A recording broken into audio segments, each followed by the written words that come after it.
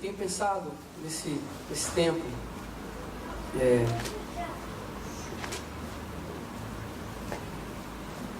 tenho pensado nesse tempo que nós estamos chegando nesse fim de ano, tenho refletido muito, tenho falado um pouco sobre essas coisas. E hoje nós vamos falar mais um pouquinho sobre isso.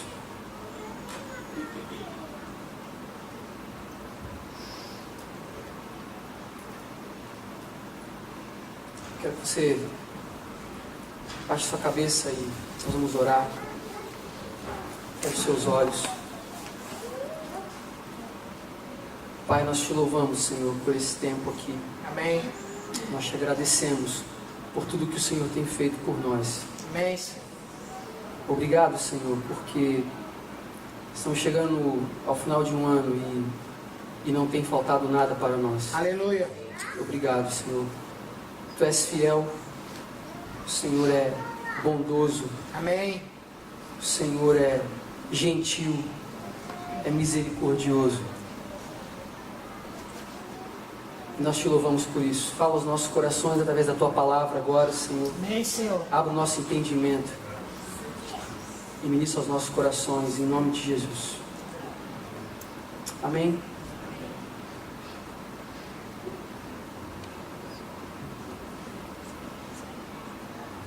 Abra sua Bíblia, por favor, em Romanos, capítulo 15.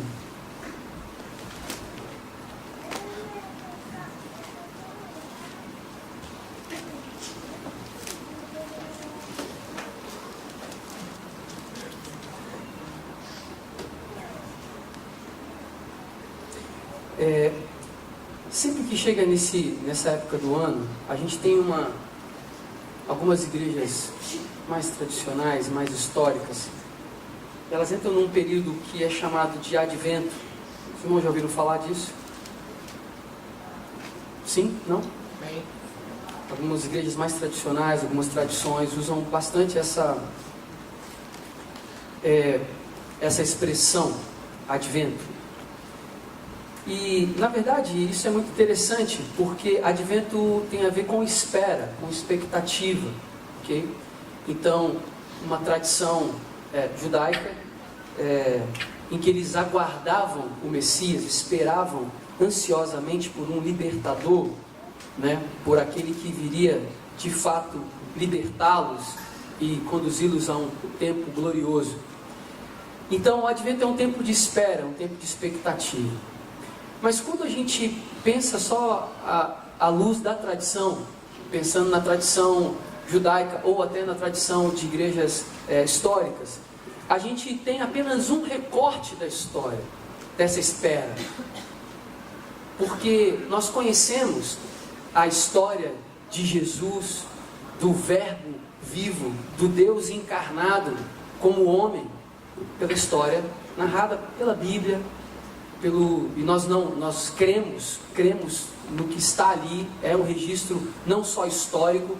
Então nós cremos sim no Jesus histórico, no Jesus que existiu, que é um divisor de águas da história, mas nós cremos no Jesus que ele é atemporal. Amém. Ele não é só histórico. O que nós temos é um trecho da história, um recorte da história, e nós entendemos a partir daí. Mas é muito mais do que isso. É muito mais do que isso. Então, você que está com a sua Bíblia aberta aí em Romanos, capítulo 15, nós vamos ler a partir do verso 7. A minha versão diz assim: portanto, aceitem-se uns aos outros, da mesma forma com que Cristo os aceitou, a fim de que vocês glorifiquem a Deus. Pois eu digo a vocês que Cristo se tornou servo dos que são da circuncisão por amor à verdade de Deus, para confirmar as promessas feitas aos patriarcas, a fim de que os gentios glorifiquem a Deus por sua misericórdia, como está escrito: por isso eu te louvarei entre os gentios, cantarei louvores ao teu nome. E também diz: cantem de alegria, ó gentios, com o povo dele. E mais: louvem o Senhor todos vocês, gentios, cantem louvores a eles, todos os povos. Isaías também diz: brotará a raiz de Jessé, aquele que se levantará para reinar sobre os gentios. Estes porão nele a sua esperança. Que o Deus da esperança os encha de toda alegria e paz por sua confiança nele, para que vocês transbordem de esperança pelo poder do Espírito Santo. Amém? Paulo está escrevendo aqui uma carta a uma igreja em Roma. Uma igreja que provavelmente tinha em sua maioria gentios, romanos. Pessoas que não tinham muita ligação com a tradição judaica. Então Paulo escreve dando uma ênfase a que esse Cristo tão aguardado, tão esperado pelos gentios, na verdade era o Cristo libertador, aguardado e esperado por toda a gente. O Cristo esperado pelos judeus, o Cristo esperado pelos judeus, pelos hebreus, aquele que os profetas disseram, ele tão aguardado, tão esperado, esse mesmo Jesus, esse mesmo Deus encarnado, já era esperado pelos gentios. A mesma expectativa. A mesma expectativa. Nós não podemos pensar que a história de Jesus, a história de Deus com a humanidade, e se dá apenas nesse recorte da aliança de Abraão com Deus. Deus sim fez uma aliança com Abraão, disse: de você eu vou fazer uma grande nação, e através dessa nação é que meu filho virá, através de uma mulher, ele vai ser o libertador de todo o povo. Deus fez uma aliança com Abraão, mas o próprio Jesus, quando queria chocar a sociedade judaica, a sociedade religiosa, ele dizia assim: eu sou maior do que Abraão. Aquilo era um escândalo. Como assim? Você está dizendo que você é maior do que o nosso pai Abraão, que o nosso patriarca? Ele dizia: sim, eu sou maior. Porque quando Deus fez a aliança com Abraão, eu estava lá. Eu já estava lá. Eu quero fazer que você pense nessa noite a respeito do que o Deus que nós servimos, ele não é um Deus temporal, ele não é um Deus que está guardado num intervalo de tempo, mas ele é um Deus eterno. Existe uma história, você que não sabe, de um camarada que se encontrou com Abraão, um camarada chamado Melquisedeque, era um rei de uma determinada região. Melquisedeque não era judeu, não tinha descendência judaica nenhuma, até porque a nação não tinha surgido ainda, porque o patriarca era Abraão. Melquisedeque era um cara que andava por aí pela terra, era um rei, era um cara com compromissos, com coisas, como eu e você. Mas esse cara, não se sabe como, não se sabe de que forma, ele conhecia o Deus de Abraão, antes mesmo dessa expressão ser conhecida. Melquisedeque, então, um cara que está fora dessa cronologia de tempos e fatos que esperavam e aguardavam ansiosamente o nascimento do libertador. Ele está fora disso. Ele está fora desse conjunto cultural, dessa expectativa local. Ele está fora disso. Mas ele conhecia o Deus verdadeiro. Sabe o que essa história me ensina? Me ensina que, independente da minha tradição ou a sua, independente da família que eu venha ou que você venha, independente da história que eu ou você tenhamos, Deus, ele tem uma expectativa em se relacionar com a gente. Deus tem uma expectativa em se relacionar. Por que Deus se relacionava com Melquisedeque? Por quê? Simplesmente porque ele é Deus. E ele, ao longo da sua existência, e ele sempre existiu. Na verdade, Deus não existe, né? Deus é. É diferente. Porque quando a gente fala assim, Deus existe, significa que então existiu um determinado momento da história humana, do universo, das galáxias, que ele não existiu. Ele passou a existir. Não, Deus sempre foi. Deus é. Então, esse Deus que sempre foi, que é sempre, que sempre existiu, ele quis se relacionar com um camarada que não tinha nada a ver com a aliança que ele mesmo tinha estabelecido com Abraão. Mas Paulo, quando escreve aqui para os romanos, para gentios como eu e você, que somos incircuncisos, quando Paulo escreve, Paulo está dizendo: olha, é para vocês também. É também por causa de vocês. Porque qual era a expectativa? Vamos pensar no melhor dos mundos. Jesus nasce da Virgem Maria, concebida pelo Espírito Santo, era o próprio Deus ali encarnado. E quando ele faz a sua presença pública e começa a pregar e começa a anunciar o reino de Deus, arrependei-vos, arrependei-vos. João Batista pregava: arrependei-vos porque o reino de Deus está próximo. E quando Jesus chega, o reino de Deus está entre vocês, está aqui. E todos os milagres, tudo que acontece, imagine só se o povo começa a declarar: de fato ele é o Messias, ele é o Deus, ele é filho de Deus. O que aconteceria se todas as pessoas daquela época enxergassem assim? Eu costumo parar para pensar no que aconteceria de diferente numa situação dessa. Mas eu gosto de pensar que o Jesus veio não só por causa da aliança que Deus tinha estabelecido com Abraão, mas porque muito antes dessa aliança que Deus tinha com Abraão, Deus amou o mundo de tal maneira que Ele enviou o Filho para morrer naquela cruz. A expectativa não era só do povo judeu, a expectativa não era para ser só deles, a promessa não era só para eles, é para toda a humanidade. A história não mudou, o planejamento não mudou porque Jesus foi crucificado. Não, a história sempre foi essa. O alvo do amor de Deus sempre foi eu e você. E os judeus também. Mas eu e você não fomos inseridos nessa história. Nós sempre fizemos parte dessa história. Entende isso? Quando nós pensamos nesse período de advento, de espera, de expectativa, não é como alguém que está esperando alguma coisa que pode acontecer ou não. A nossa expectativa tem que ser de algo que já aconteceu.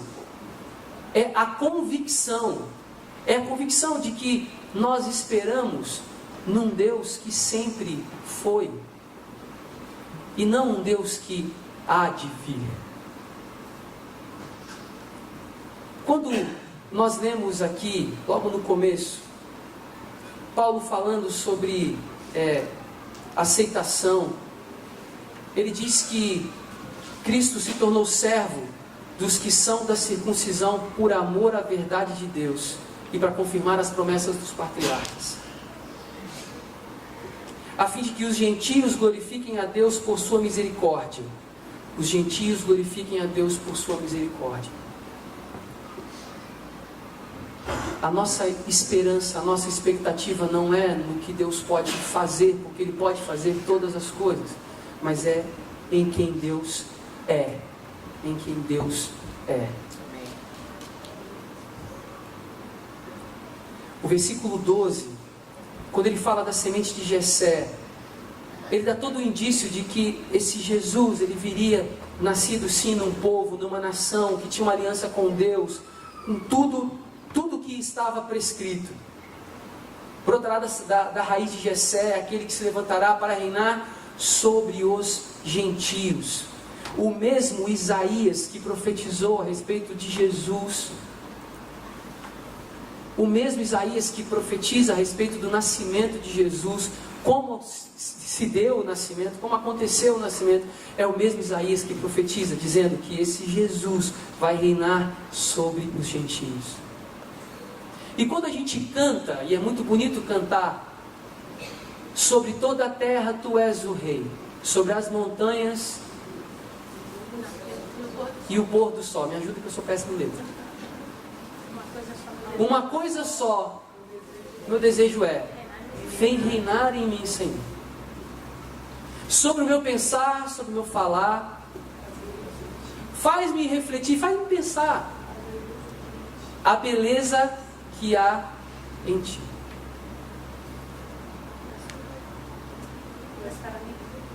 Tu és para mim mais do que tudo. Vem reinar de novo em mim. A gente canta isso bonito, a gente canta isso alegre, a gente canta isso saltitante. E às vezes a gente não para pensar na profundidade que é essa mensagem. É por isso que eu gosto muito de cantar canções da Vineyard. Sabe por quê? Porque as canções da Vineyard estão pareadas, estão parelhas com a teologia, com aquilo que a gente acredita. Nós cremos num Deus que reina sobre as nossas vidas. Mas Ele não reina porque Ele veio para os gentios, Ele veio para os judeus, e aí os judeus não quiseram, então aí agora Ele é nosso por causa disso. Não, Ele veio para eles e veio para nós também.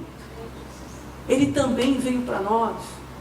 Quando Pedro é desafiado a pregar para os gentios, a receber, a aceitar que a mensagem de salvação era também para os gentios, Pedro fica chocado com isso. Quando Deus diz para Paulo, você está preparado para pregar para os judeus. Eu tenho certeza que se você chega numa sinagoga e começa a ensinar e fala a respeito do reino, todo mundo vai entender. Mas eu não quero você lá, eu quero você em Roma, eu quero você na Grécia, eu quero você em Éfeso, eu quero você lá em Colosso, eu quero você falando para os gentios, porque é para eles também que Jesus Cristo veio.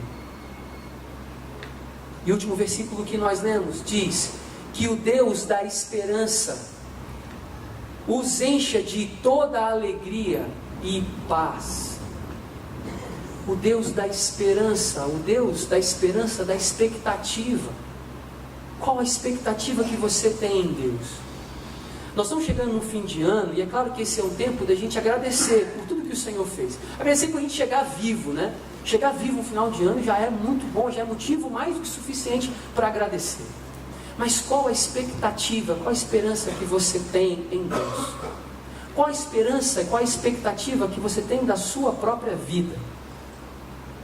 O que você espera da vida? O que você está esperando da vida? O que você espera? Já começou a planejar o 2018? Já começou a pensar, a fazer planos que você vai fazer? Alguns começam bem, começam planejando as férias, né? Janeiro. Que bênção, isso é muito bom, poder planejar férias. Alguns já começam planejando o trabalho para janeiro, também é ótimo, também é bom. Mas alguns não param nem para pensar nisso. Alguns simplesmente ligam um botão de automático e vai virando. E vai virando, e vai virando.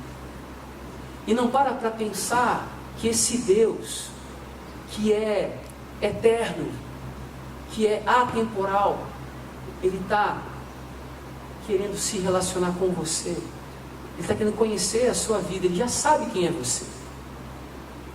Mas Ele quer saber a sua expectativa.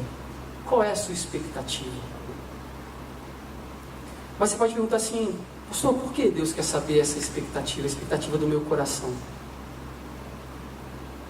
Porque a nossa esperança, ela não é vazia. A nossa esperança, ela não é uma esperança perdida, ela não é uma esperança morta. Ela não é uma esperança que ela depende de uma condição, de alguma coisa acontecer. Ela é uma esperança que é viva. É uma esperança que é real. Porque a esperança não está no que vai acontecer. Nem eu e nem você sabemos o que vai acontecer. Nem daqui a pouco, quanto mais o ano que vem. Por mais que as perspectivas sejam péssimas, na área econômica, na área política, em qualquer outra área. Mas nós não sabemos o que vai acontecer. Por isso a nossa esperança não pode estar no que vai acontecer. A nossa esperança tem nome. A nossa esperança é Jesus Cristo, Amém. Filho de Deus. Por isso o texto diz que o Deus da esperança os encha de toda alegria e paz. Então a sua alegria vai ser condicionada a alguma coisa? A nossa alegria não pode estar condicionada. Condicionada a quê? Em que está condicionada a sua alegria? E eu falei isso quinta-feira na nossa reunião do grupo. É claro que você pode ter momentos de tristeza, momentos de choro. É óbvio que você vai ter, é lógico. É óbvio. Mas a sua alegria não pode ser uma condição, um estado de condicionamento a alguma coisa. Mas mesmo quando você está chorando, mesmo quando você está passando por um momento difícil, você pode se alegrar na esperança. Na esperança. Porque quando foge a esperança, quando termina a esperança, quando não há mais esperança, acabou-se toda a vida. Quando não há mais esperança, a nossa esperança é Deus. Por nossa confiança nele, para que transbordem de esperança o nosso coração, pelo poder do Espírito Santo. A minha oração, queridos, nessa noite, é para que a esperança do Senhor transborde no seu coração. Que o ano de 2018 venha com muitas expectativas, mesmo na sua vida, na sua caminhada. Que você pare agora nesse final de ano de 2017, e que talvez tenha sido um ano muito difícil para muitos de nós. Nós tivemos uma reunião de pastores recentemente. O pastor Marcos, o Adriano estavam também nessa reunião. E quando todo mundo começou a relatar, falando um pouquinho do que foi o ano, né, e pedindo orações, eu fui o último a falar. Eu estava na rodinha, era o último da roda. E eu falei assim, eu estou constrangido, não vou falar nada não. Vamos orar. Porque todo mundo foi narrando episódios difíceis e pesados que passaram esse ano. Um deles estava com a sua esposa internada no hospital já há alguns dias. O outro estava com uma filha com um problema sério, muito sério. A filha é uma criança ainda de 9 anos. Problema sério, tendo que levar a médicos, fazendo tratamento. O outro tinha sido descoberto um câncer. E cada história mais terrível do que a outra. E eu fui afundando na cadeira, com vergonha. Assim, eu comecei a orar antes da vez chegar em mim. Disse, Senhor, perdoe. Perdoe por todas as vezes que eu murmurei esse ano. Perdoe quando eu me aborreci por causa disso, por causa daquilo. Perdoe quando eu fiquei chateado com meu colega do trabalho. Por que eu fiz isso nesse grupo? Eu comecei a ficar com vergonha do ano que eu tive. Porque existem pessoas com problemas muito sérios, muito graves, e que estão cheios de esperança. E eu, achando que o ano de 2018 podia ser pior do que o ano de 2017, não conseguia enxergar quantas vezes o Deus da esperança encheu o meu coração de esperança, sem que eu nem soubesse que era Ele. Porque às vezes a gente acha que depende de nós, muitas vezes, às vezes nem depende de nós. Às vezes o seu coração está cheio de esperança e você fala, mas por que eu tenho essa esperança? Por que eu tenho essa expectativa? Nada aponta para isso. Nada aponta para isso. Mas quem que traz essa esperança? Quem que enche o seu coração dessa alegria? Senão o próprio Deus. Então eu quero te convidar nessa noite e nesse tempo de final de ano. Nós estamos nesse tempo de advento também. Mas nós sabemos que o nosso Redentor nasceu, que o nosso Libertador nasceu, e que Ele veio para que nós pudéssemos ter vida, e vida em abundância. Vida em abundância. O que é ter vida em abundância? É viver tudo que Deus tem para mim e para você. Não desperdice o seu tempo, não desperdice a sua vida com coisas que não são eternas,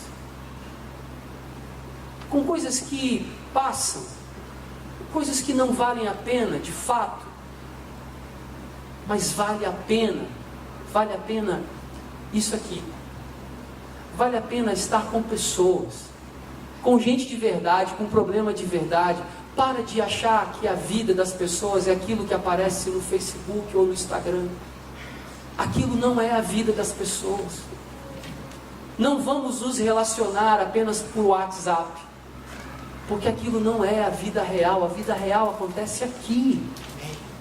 Quando eu posso chegar para um irmão e falar assim, cara, ora por mim, porque está muito difícil. difícil, está muito pesado. Olha, ora por mim, porque eu não consigo nem ver essa esperança que você está falando. Pô, cara, vamos lá, porque eu sei o que é isso, eu já estive aí no seu lugar, eu sei como é que é. Isso é vida real. Isso não é uma vida falsa, uma fake life. É uma vida real. É uma vida onde pessoas de verdade têm problemas de verdade, mas têm experiências de verdade. Porque se eu pedisse para que alguns de vocês pudessem vir aqui, pegar o microfone e testemunhar alguma coisa que Deus fez por você, eu tenho quase a certeza que todos teriam algo para dizer.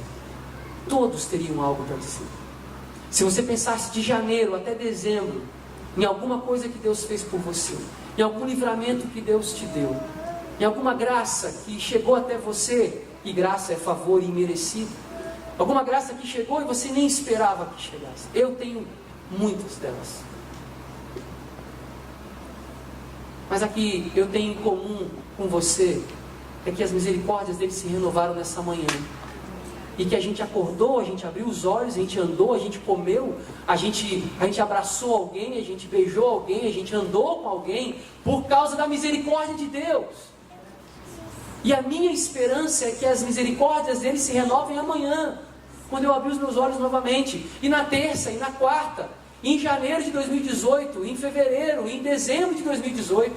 A minha expectativa tem que estar nisso, e não em nenhuma outra coisa. Porque todas as outras coisas, elas acontecem. Porque o Deus da história, Ele está acima da história.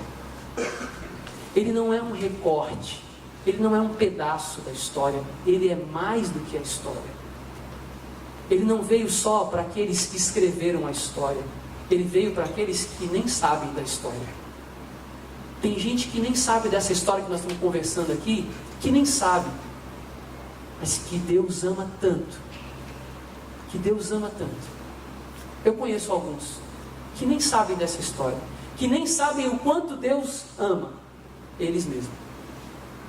Mas sabe, esse Deus é Deus para eles também. Amém. É Deus para eles também.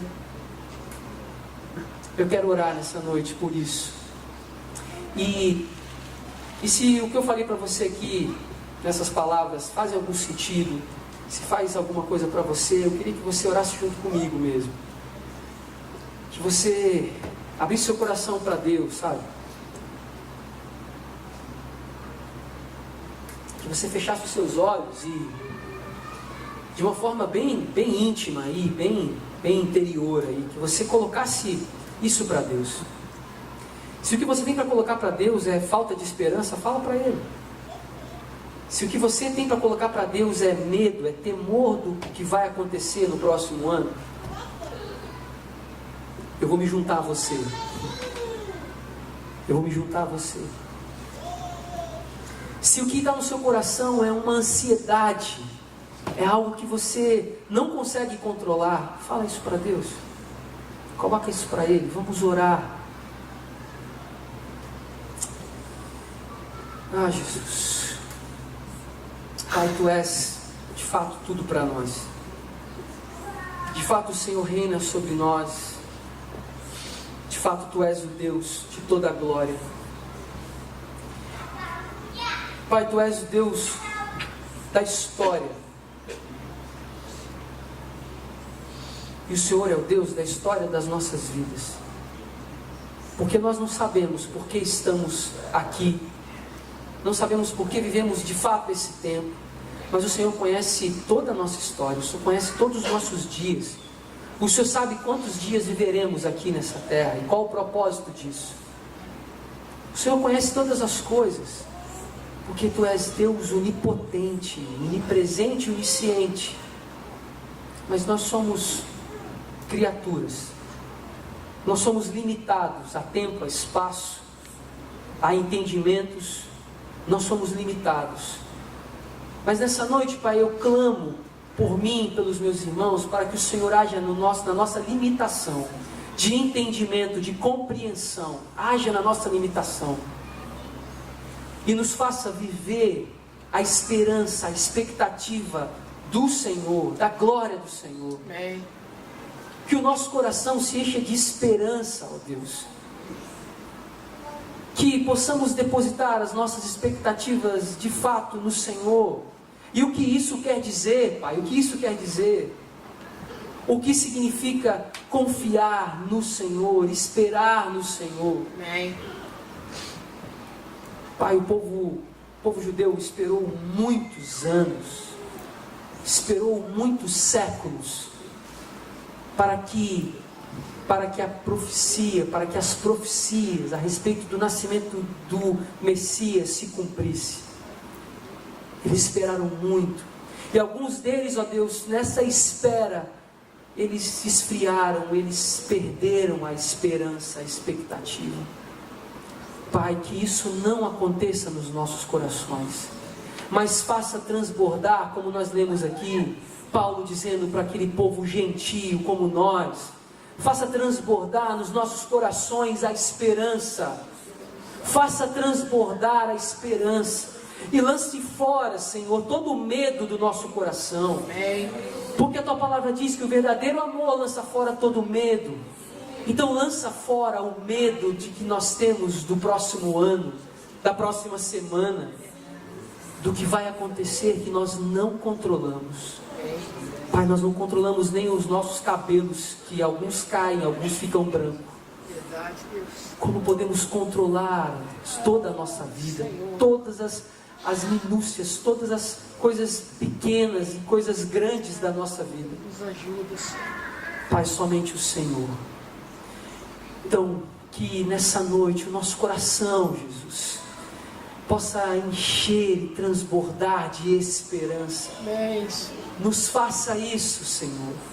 Que ao sairmos daqui possamos estar de fato com o nosso coração renovado, com as nossas expectativas no Senhor. E que seja uma expectativa bênção, uma expectativa de graça no Senhor. É o que nós clamamos, Pai, nessa noite. É o que nós pedimos ao Senhor nessa noite. Amém, Senhor. A esperança que enche os nossos corações tem nome, é Deus. Então enche o nosso coração com a Tua presença, ó Deus. Amém, Senhor. Que a presença de Deus transborde em nosso coração. Amém, Senhor. Que a Tua presença seja real em nós, seja visível em nós, através de nós. Que a Tua glória, a Tua esperança, o Teu amor, a Tua bondade seja manifesta através da nossa vida, através da vida verdadeira da igreja do Senhor. É o que nós clamamos nessa noite, Pai, em nome de Jesus. Amém. Amém, queridos. Deus abençoe. Amém.